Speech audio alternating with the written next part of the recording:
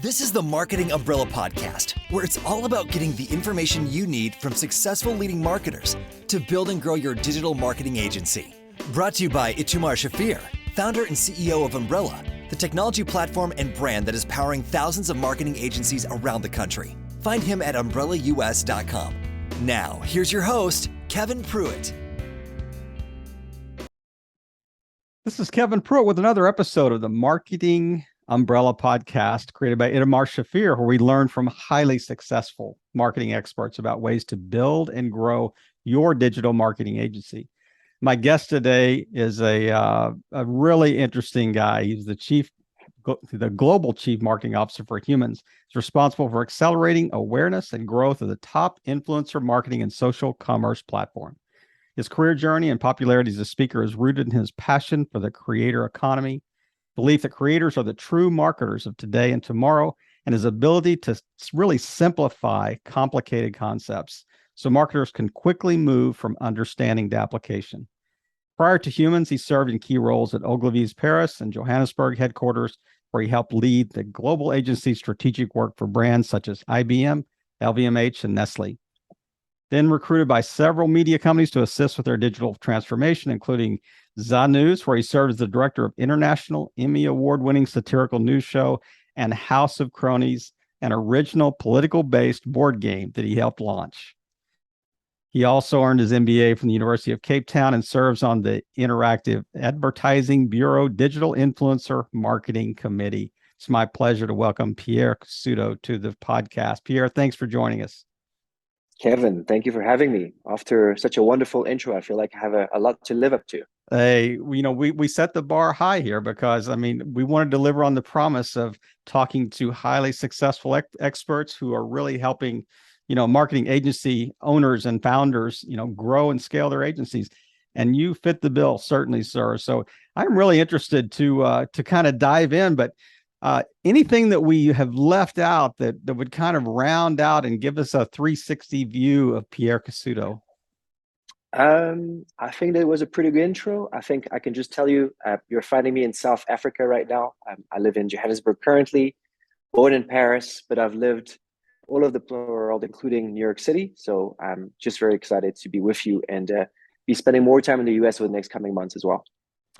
Well-traveled and a learned guest we have today, and it was interesting because he let me use my bad French, as we were doing a little pre-chat here, and I used every French word I knew in about 3 sentences. So he graciously allowed me and said, "Oh, nice accent." Yeah, so maybe I'm doubting your credibility already. So we're certainly going to have to dive in. But you've had a great journey. You've had a really interesting journey that we kind of mentioned in the intro. So it's interesting as I look at kind of the your serendipitous path that you've taken, your journey that you've had.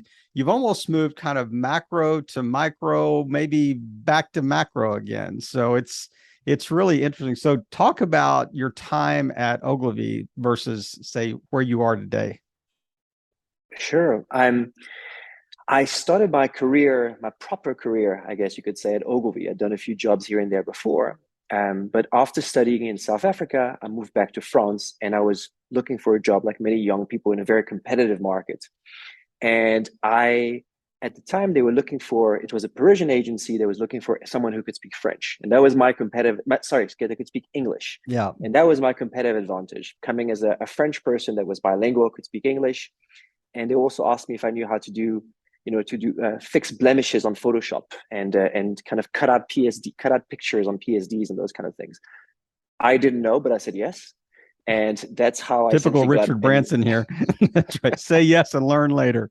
I also showed up 3 hours late to the interview because I went to the wrong address initially, but I managed to get the job by some incredible miracle. And from there, really, the rest was history. I was typical French of feeling I know everything before I've learned it. So I had no problem expressing my opinions. At the same time, I had the South African and American experience of being a polite person and knowing to think twice before I speak. And so I was lucky to go from department to department in Ogilvy Paris. At the time, it was rated #1 agency in the world. So I got to learn from a lot of great people there. from the top executive creative directors like Chris Garbett, who's actually a South African and was working there, to my direct supervisors that were wonderful people and taught me a lot.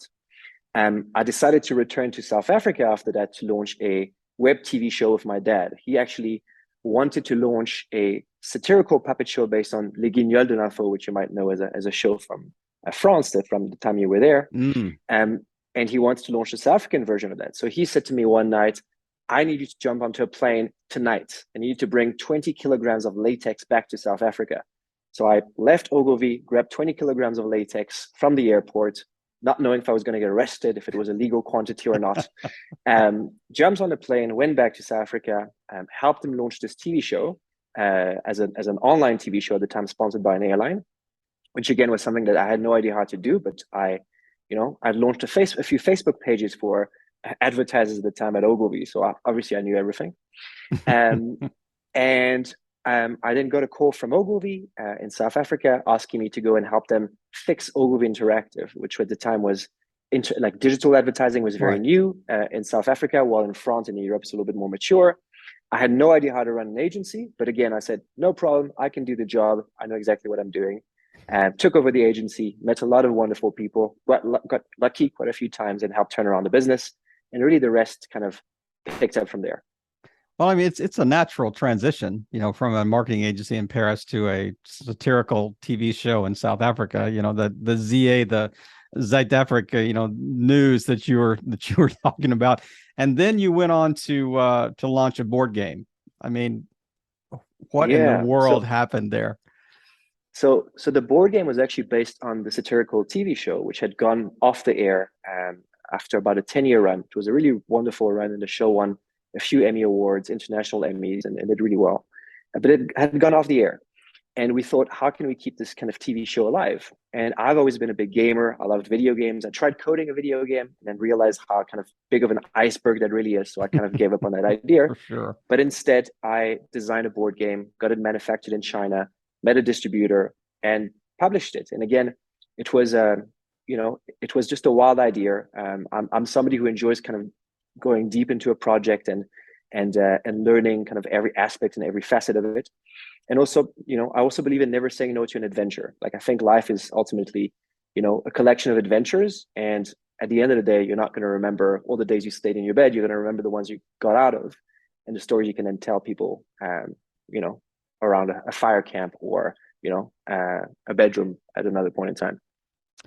So you touched on this a little bit just a second ago, the whole idea of, moving from, say, Paris to Joburg and with Ogilvy, or in somehow connected to Ogilvy. But I'm interested. So when you transition from, internationally, when you move from a Paris to a South Africa, or even South Africa to New York, and it's in the same space, it's in the same industry, same genre, but how does culture come into play when you are trying to operate in a different market, like in a different geographic market? So how, there are universals, like marketing has universals, doesn't matter what the geography is, but there are also cultural impact and I guess of the not only company but also geography. So how does that come into play when you've made those transitions? So that's a very interesting question.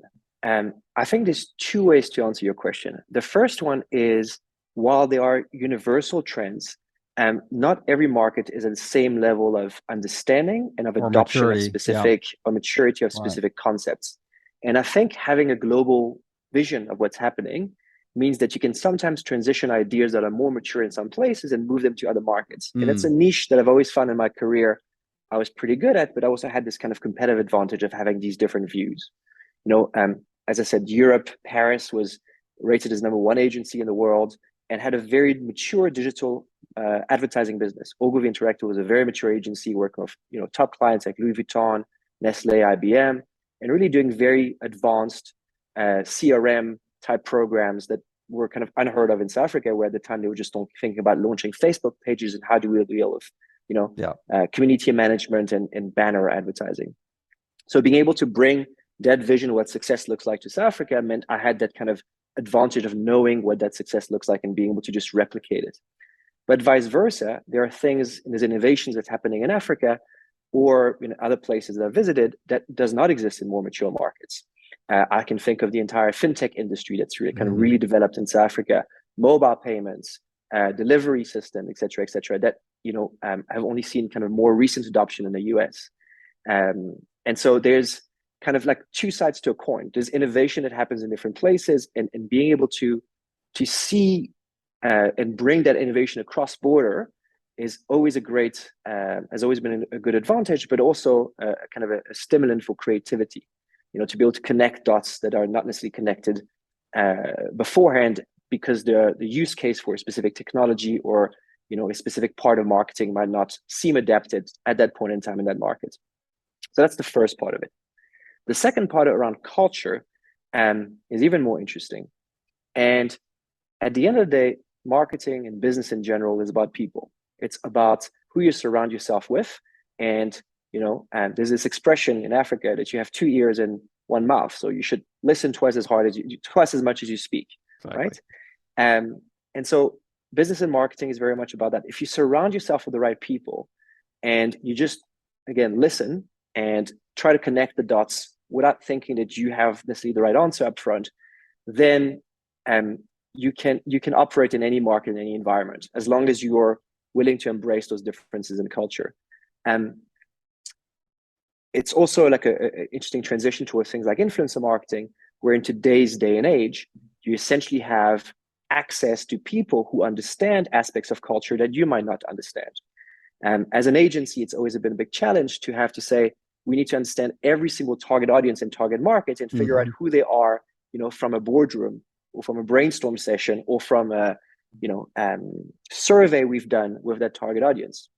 Whereas, again, with digital marketing today and influencer marketing in particular, when done right, you have the ability to go and speak to those people in those groups directly and use them as your entry point and gateway towards an understanding of the culture that you're trying to speak to. Is there some sense of, we used to speak to everyone and now we're speaking to one? I mean, is there some sense that you're almost aiming at such a refined avatar, especially with digital marketing, with the data that we can derive from, just the metrics around, the success of campaigns and things like that. We can really hone in on a specific avatar now. We can. And I think one of the biggest challenges of our era is this concept of fragmentation of media, right? This idea that people are like this fragmentation of media, fragmentation of content, and people are kind of clustering into like smaller and smaller communities. There's still these kind of big events and big times where people kind of get together and those things that unite us on a universal level, like, soccer World Cups and Super Bowls, I guess, in the US and those kind of things. But in general, people are finding themselves in smaller and smaller communities and expect a personal connection and like a direct attention towards them as an individual. And I think it's not yet solved. Like, to answer your question, I don't think technology has solved it to a point where whether I'm speaking to a bot or whether I'm speaking to like a targeted banner ad, or whether I'm speaking to, again, an influencer that speaks within the community, marketing is still one-to-many. It's just that the challenge now is the one-to-many has to be multiplied by 1,000 to be relevant, or sometimes 10,000 to be relevant to all these kind of micro communities. But at the end of the day, marketing is about pushing messages out there, pushing ideas out there to see kind of who's interested. But at the end of the day, business is about these personal connections. It's about being able to speak to the individual and cherish them as a customer and bring them into your business as a customer and then value them as an individual customer. So while as an agency, as a marketer, you may be pushing messages where people that find appeal to it might gravitate towards it, there still needs to be a handover process at some point where a human has that one-on-one connection with the customer and is able to then, cherish them and manage them and have an authentic, relationship with them. I think that's true, not only in marketing, but also in hiring. I mean, when you're looking for, people to work for your company, when an agency owner is looking, a digital agency owner is looking for people to work, there has to be a connection. There has to be a raison d'etre, that causes them to be there, that is like, why am I doing this? Because, they can make money in a variety of places. They can work in a variety of places. What's the community that they're coming into, which really, even marketing for that's a relatively new thought process, is thinking in terms of micro communities and the idea we're really like specifically targeting, ideas and movements, so to speak. I mean, have you found that to be true as an owner, that as a founder, like when you're trying to onboard people, to work for you as well? Is it the similar process? I agree with that. Yes, I agree with that. And I think, not to get too philosophical, but I think one of the big things that we've seen over the last 10, 20 years is that businesses and our understanding of the world has moved to like a more mechanized way of looking at things. We don't speak about people in companies, we speak about resources. Yeah. And we try to kind of understand the world as we understand a machine or a piece of software. But at the end of the day, if we go back to who we are inside as humans, as people, we're looking for purpose. We're looking for moments of joy. We're looking for moments where we find ourselves being useful or finding a raison d'être. I told you I'd throw some French in there for you. There you go. Yeah. And so when you're hiring people, you're not just bringing, someone to do a specific job. You're like, there's a much broader package around them, and it comes with positives and negatives, and it comes sometimes with issues that you're going to have to deal with, and it comes with other upside that you may not think of. So very much as a company, we've got, the benefit of being a startup. We've got now 80 people worldwide, just over 80 people worldwide. So we're still not a kind of big company. We're getting to that interesting threshold where you can't get to know everybody really on a really deep level at every stage of the business. But still, like we believe in, some of my co-founders are from the IDF, the Israeli Defense Force, and they have a system where every commander can only have up to 8 people reporting to them. So it's this idea that you need to have that human relationship with everybody that's within your team. And they also need to have then a relationship with everybody that's kind of reporting into their team. Because again, you're not dealing with resources and cogs in the machine. You're dealing with people that have a tremendous amount of upside, but also come with the challenge of being human. Well, I think you would find it difficult to personally relate on a deep level to 80 people. You need levels. You need, or even if it's a flat structure, you need cohorts. Or something that you're building smaller groups of people that are more closely aligned and more, closely knit. But yeah, and I think it speaks really to the influencer economy as well. You mentioned just a second ago about purpose. I think that is a huge driver in the influencer economy. And I wanted to ask you, like, I know you've certainly learned lessons, and remind me again, Humanz was created in what year? So 5 years ago now. We just went past our 5th birthday. Congratulations! You're meeting that threshold of survivability. That's right. So, but when you look back, I mean, what are some major lessons that you've learned in those 5 years that maybe some assumptions you had when you started Humanz that you can look back and say, wow, we were wrong. We were wrong about these two, these 1 or 2 major things. So I think that the biggest one for me is I'm from an agency background. And so the lesson I'll share is my personal lesson around this. But I think all agencies have this desire to build technology, and they think that technology will be the silver bullet to everything. Build it and they will come. If I have a great idea, then it will work. And I think it doesn't work like that at all. That's the biggest thing that we've learned. And I learned that from some of my colleagues and some of the people that I work with. But the game in tech is different. It's the other way around. It's sell it and then build it. Sell it, and then you can build it. I'm always reminded of the story of how Alexa was created, for example, with somebody speaking on a walkie-talkie in another room and, getting people to pre-order Alexa before it was even kind of designed and built. So it's one of the biggest. We have ideas all the time. We want to add features all the time to our products.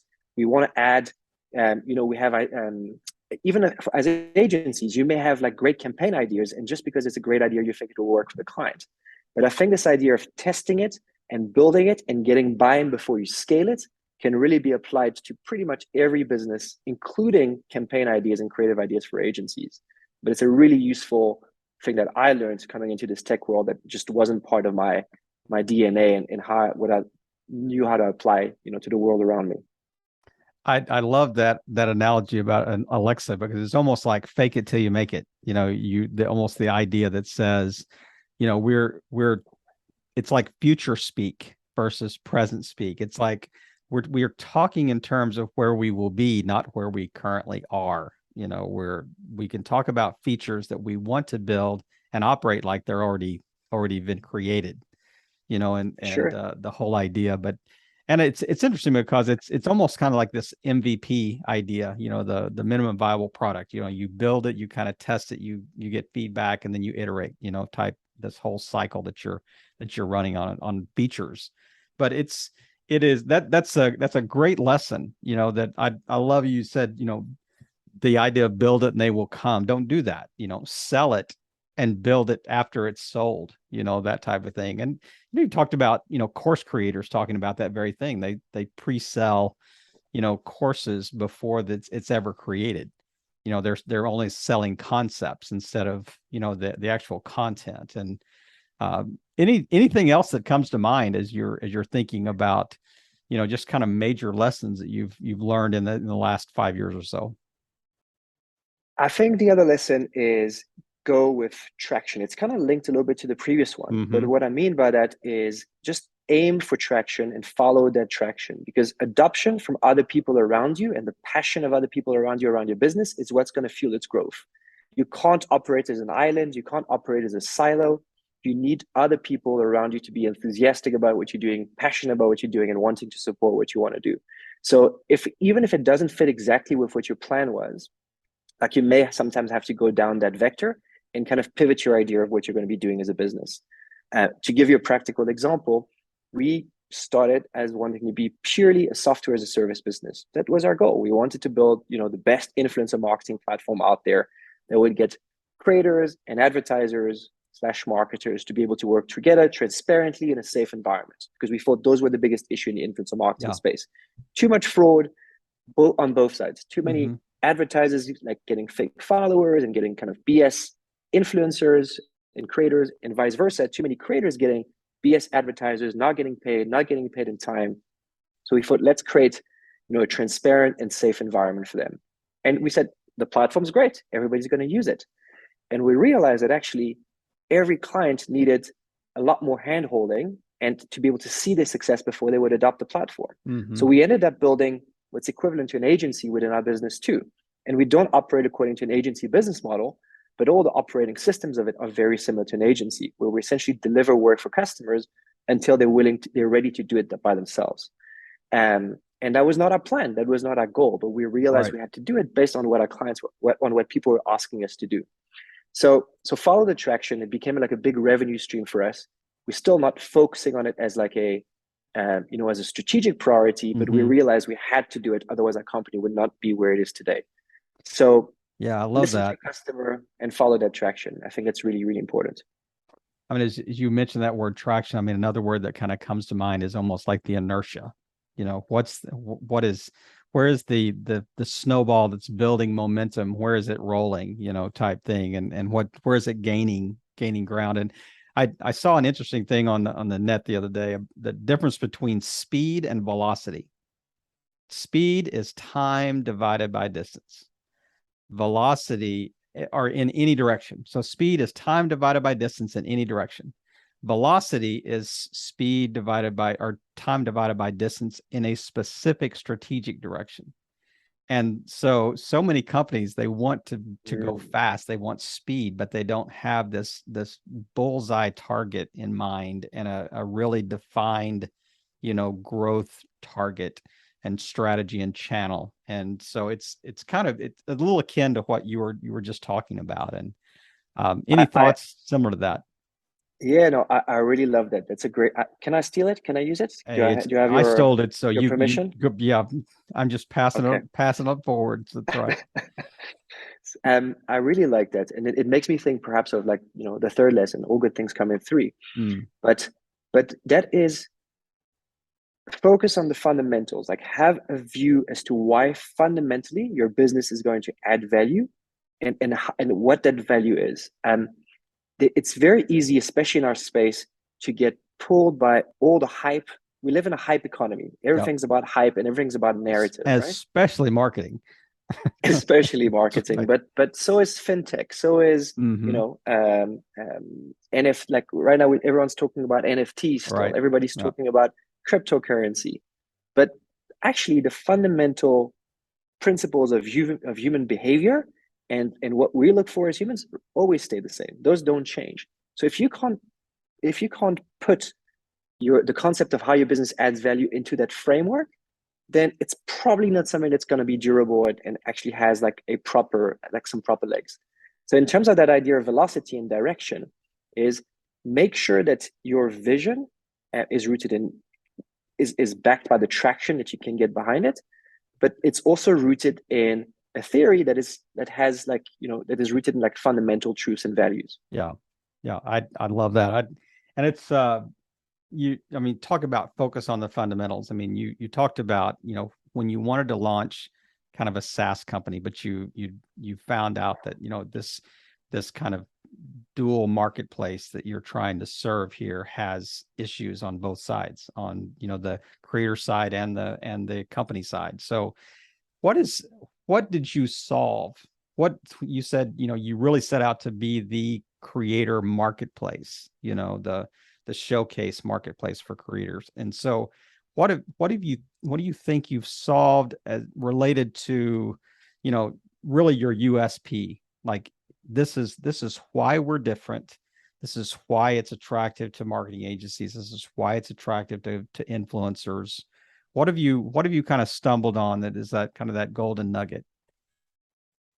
First of all, I think the market that we're in is constantly evolving, and while we might have solved, again, maybe our USP is rooted in a fundamental value I'll talk about now.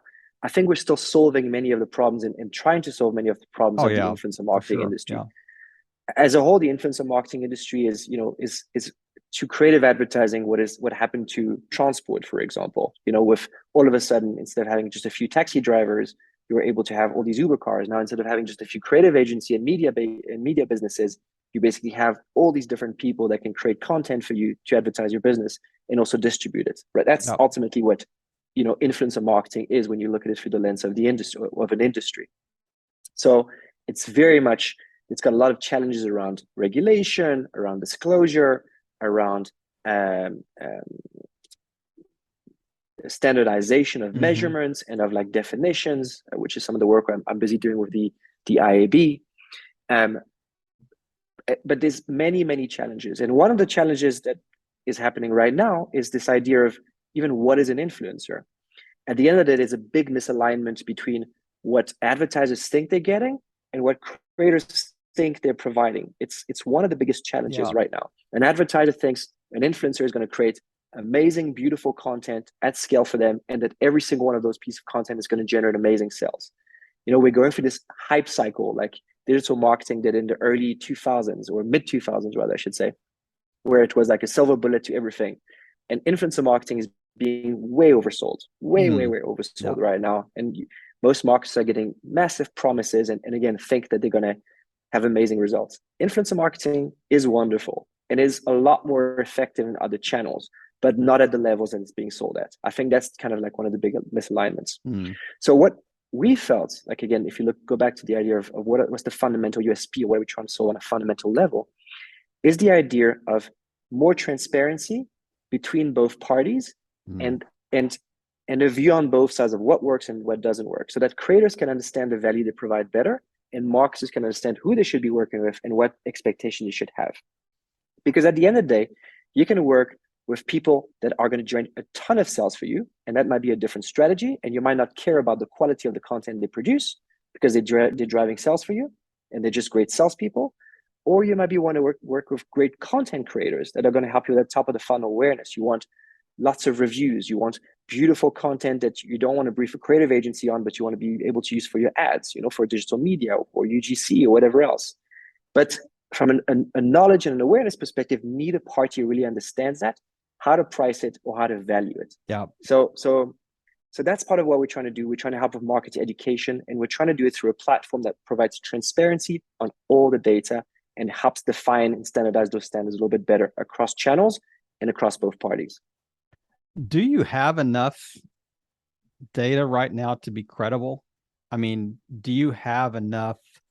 I mean, it's a pretty short runway, that you've had up to this point, but do you have enough that you're kind of getting around the kind of the statistical bias and the abnormalities or the outliers? And can you predict, I guess, is it maybe a better word? Can you predict ROI with influencer marketing as easily as you can predict it with, say, social media, ads or something like that?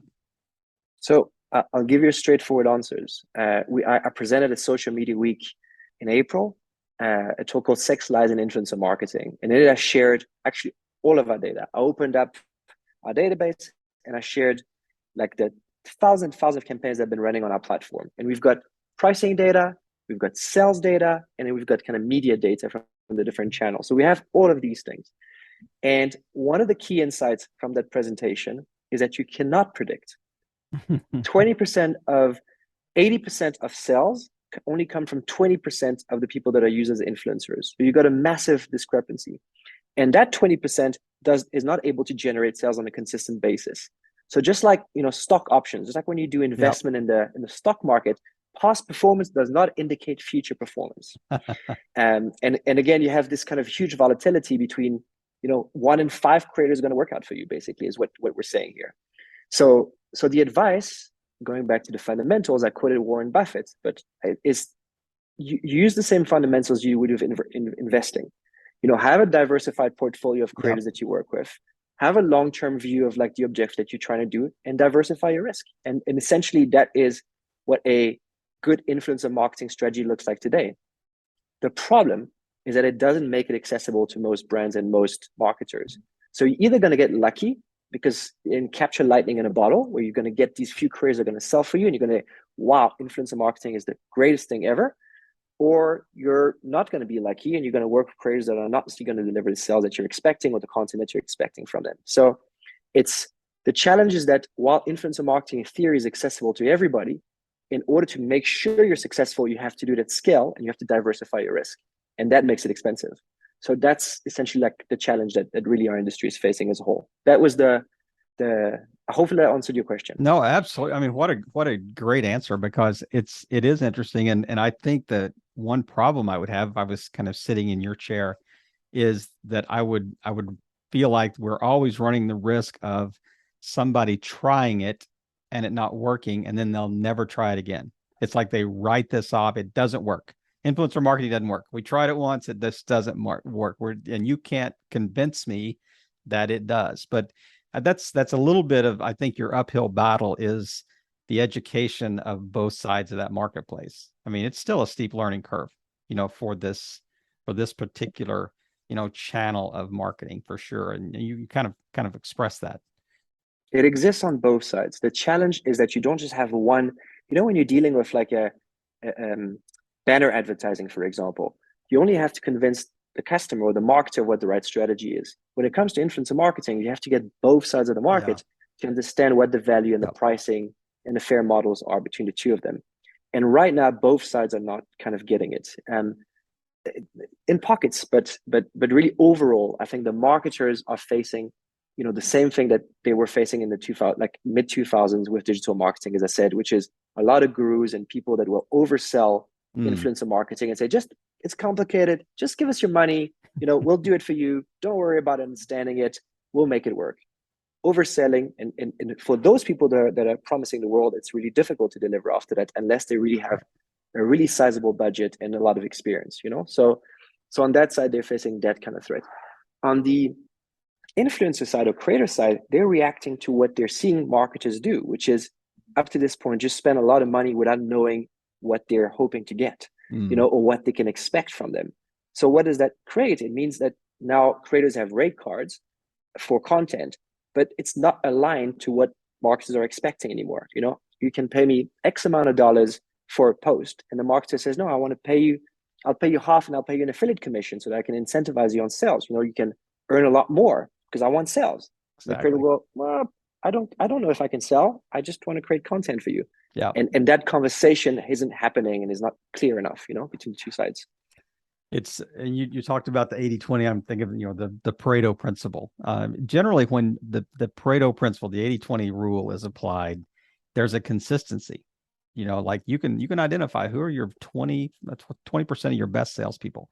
What's the 20% of your standardized marketing budget, that you can say, hey, I can predict ROI on certain channels. But that it's interesting. It's such a unique space that it may be the same principle, but it's not a predictable principle, because an influencer that is very successful with one campaign could fall flat on the very next one, depending on the content they're creating and how the audience responds to it.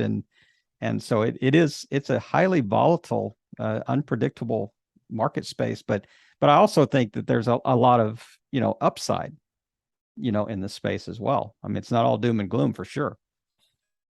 I think you used a very interesting word. You said, you spoke about campaigns. And I think that's one of the biggest shifts that we're seeing in terms of like understanding of what successful influencer marketing looks like. It's shifting this idea of working with influencers as a channel for a campaign, and actually think about it as like a parallel strategy for your marketing and a program on its own.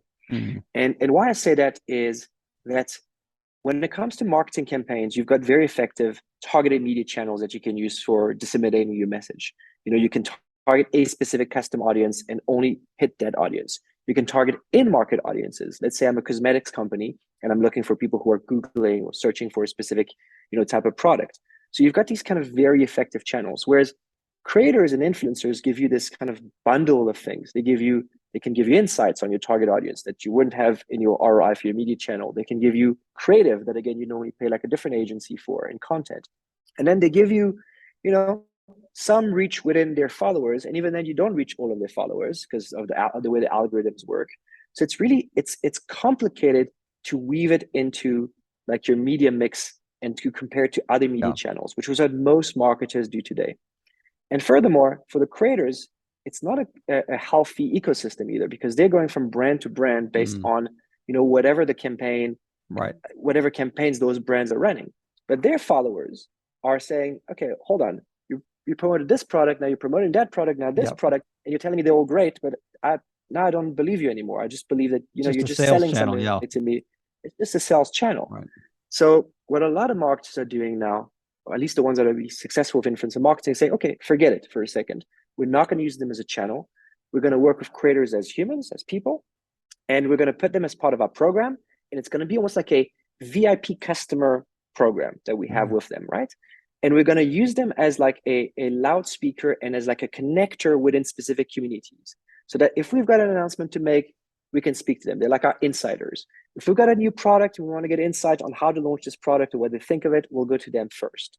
And really acting on them as influencers that can influence the business in its decision making, and then their communities with regards to the adoption of the product. But you can't do that in a campaign.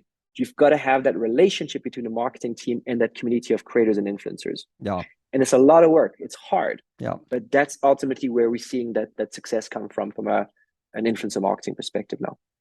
Well, I could continue to bombard you with questions, because everything you say generates another question or two in my mind. But I certainly want to respect your time today, and I just really appreciate you taking time, especially as late as it is, in Joburg right now. But speak directly to marketing agency owners.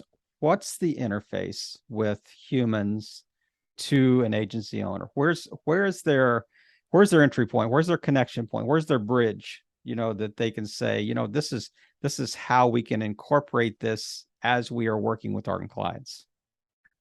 Sure. So for marketing agency owners, they can obviously go to our website to find out more about Humanz, humanz.com. But at the end of the day, what we're trying to do is we're trying to make it easier for marketers and agencies to be able to focus on that human relationship and forget about all the other stuff that is time consuming, creates doubt, and creates a lack of transparency in the process. So whether it's contracting influencers, we provide those templates, we automate that process via platform, briefing influencers at scale, communicating with them, having a CRM platform where you can understand all of your relationships and understand, how they've worked with you before and how their performance compares to other creators that you work with, or kind of market benchmarks. Payments for creators are a huge issue. In the US, there's a lot of tax compliancy issues, W-9s and IRS reporting, and our platform again takes care of all of that for agency owners as well as marketers and influencers when they work with each other. So it's really around something as simple, e-commerce platforms. Most e-commerce owners have to create custom coupons and have to create custom links for every influencer to be able to measure, affiliate sales and tracking. Yeah. All we did is we allow creators to create their own links via an app, so that again the marketer doesn't have to worry about every time there's a new product creating a link for the creator. And we make it transparent, like the sales, the traffic they generate, both sides can see the same thing and they can see what they owe each other. So it's a really simple principle, but the goal of our platform is to take away some of the guesswork. You still have to think of a strategy. We can help with that, but at the end of the day, that's what marketing agencies specialize in, and that's kind of what we want to do with them. And really just take away all the grind and the parts that are really time consuming with influencer marketing, getting screenshots, speaking on email, speaking on WhatsApp or whatever channels you use, and instead help you streamline that process so you can focus on the human to human relationship. And I would imagine you also can help them even in the entree into new channels, new social media channels that they may not be familiar with, as newer ones. TikTok comes to mind, about how because that's such it's built for the kind of the influencer economy. The Instagram and TikTok are kind of built for that directly. So TikTok is an incredible channel. We've been, close to TikTok ever since they launched through our teams in Israel and in the US and in Brazil as well now. And TikTok's an amazing platform. The kind of engagement but conversions that you see on TikTok, everyone speaks about engagement like it's the end all and be all of marketing on social media, but the kind of conversions you see on advertising on TikTok and on influencer marketing on TikTok are way above what you see on other channels right now. So even though it's still kind of bubbling under the surface for a lot of people, it's really growing much faster than all the other channels, and it's probably going to eat everyone's lunch unless other platforms make some big changes. It will be an interesting journey. My friend, as we wrap up today, I want to transition to a fun part of our chats here. It's kind of a rapid fire, the way to rapid fire wrap up, of each interview. And I'm going to ask you some questions that you're going to say, man, how is this related? But there's a method behind our madness as we ask these questions. So just first thing that comes to mind, did you get along with your parents growing up? Yes, I did. So happy family. Do you have siblings? I do. A brother and a sister. I'm the eldest. And a pet growing up? I had a dog, but I'm allergic to dogs. So I was haunted by this dog my entire teenage years. You currently have kids? I do. A boy and a girl, 7 and 3. All right. And so what time do you wake up every day? 6 a.m. I'm woken up by typically my son, who wakes up and wants to go watch TV or do some coding or whatever he wants to do. Early risers. What time you go to bed?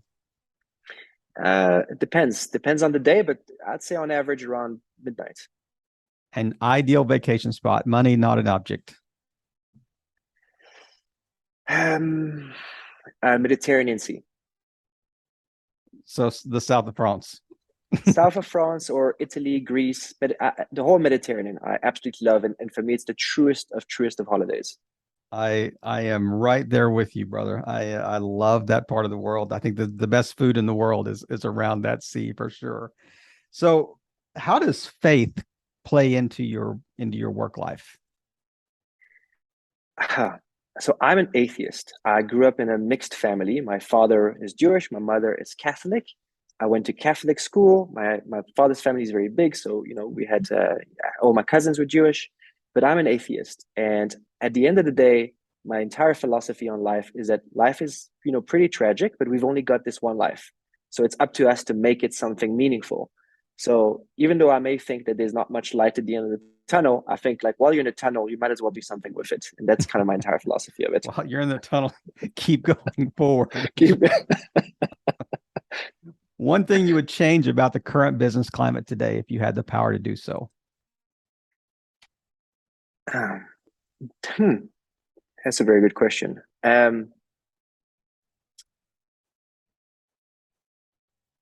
I think we should slow down, focus on like each other on a human level, and actually look at the big picture. I think no one's looking at the big picture. Everybody, to your point, is going for speed instead of velocity. And as a society, we're going for speed instead of velocity. That would be the biggest. I don't have the answer, but that's definitely the question I would ask: is where are we heading? What a great way to wrap us up, Pierre. Thank you so much for just taking time today. It has truly been a pleasure to chat with you and just really hear the journey of Humanz and how it's impacting the influencer economy, and the influencer marketing channels. And I'll be anxious to see just kind of the growth strategy over the next few years and where you're headed. And once again, this has been the Marketing Umbrella Podcast, where we chat with marketing experts, providing insights to help agency owners scale and grow their marketing agencies. To learn more about Umbrella, please check out umbrellaus.com. Our founder, Itamar Shafir, would be happy to chat with you. But Pierre, thank you again for taking time with us. And it has truly been a pleasure. And I'm glad that you had the opportunity to share your insights. Have a great evening. Thank you for having me. Appreciate it. Thank you for tuning in to another great episode of the Marketing Umbrella Podcast, where we provide the information you need from successful leading marketers to build and grow your digital marketing agency. To learn more, go to umbrellaus.com.